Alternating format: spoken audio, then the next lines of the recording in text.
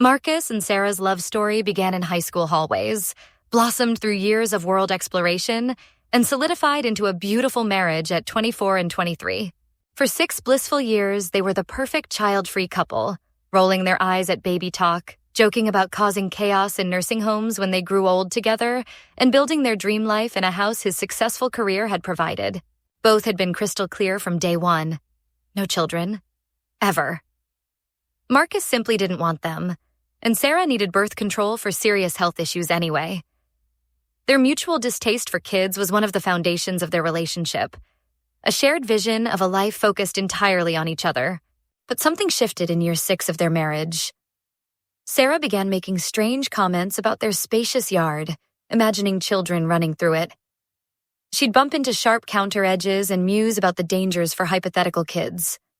The woman who once cringed at crying babies was suddenly seeing their home through maternal eyes. When Marcus confronted her about these disturbing changes, Sarah broke down completely. Spending time with her infant nephew had awakened something primal within her, a desperate longing to become a mother that she couldn't shake. The revelation hit Marcus like a sledgehammer.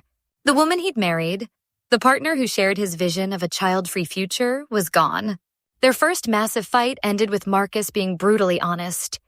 He would never change his mind about children, and if she wanted kids, they should divorce. Sarah, tears streaming down her face, begged him not to leave. She claimed it was just a phase, promising the feelings would pass. They compromised with a puppy, and for 2 years, peace returned to their home. But Sarah's maternal instincts hadn't died. They'd been lying dormant, growing stronger. The baby talk resumed with vengeance, escalating into daily arguments that left both of them sleeping on couches and walking on eggshells. Their once harmonious home became a battlefield of broken dreams and incompatible futures. After months of emotional warfare, Marcus reached his breaking point. Again, he suggested divorce. The only logical solution for 2 people who wanted fundamentally different lives. That's when Sarah delivered the words that would haunt him forever. I may have accidentally skipped a few pills. We'll see about that. The calculated coldness in her voice made Marcus's blood run cold. This wasn't an accident. It was a trap. Sarah had deliberately stopped taking birth control without his knowledge, gambling with both their futures and violating the most basic trust in their marriage. Marcus packed his bags immediately, his hands shaking with rage and betrayal.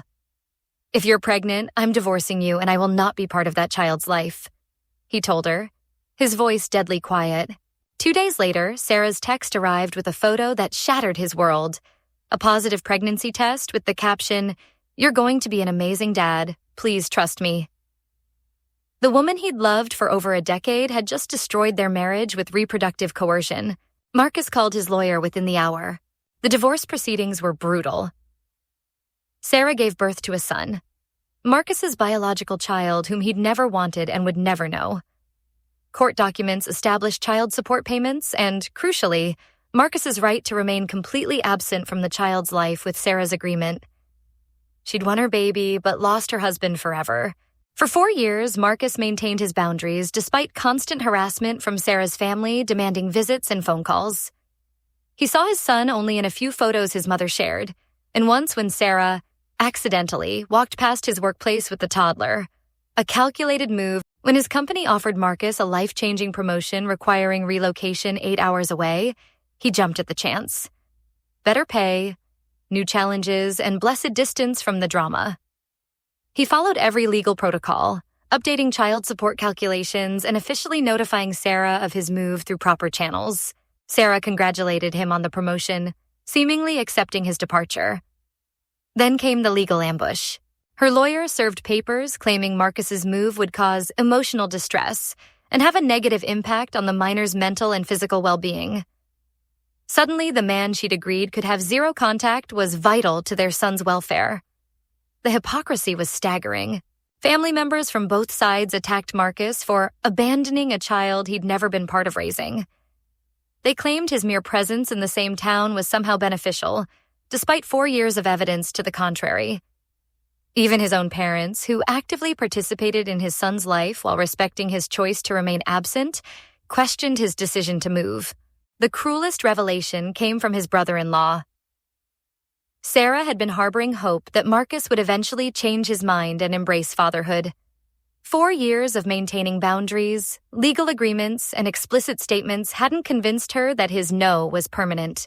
Now, Marcus sits in legal limbo, his promotion potentially derailed by a woman who tricked him into fatherhood and won't accept the consequences of her choices. The innocent child caught in the middle deserves better than parents who never wanted the same future. But Marcus knows that staying nearby won't magically transform him into the father Sarah desperately wants him to become. What do you think? Is Marcus wrong for moving away from a child he never wanted and was legally permitted to avoid? Or is Sarah manipulating the situation to force the family dynamic she created through deception? Share your thoughts below.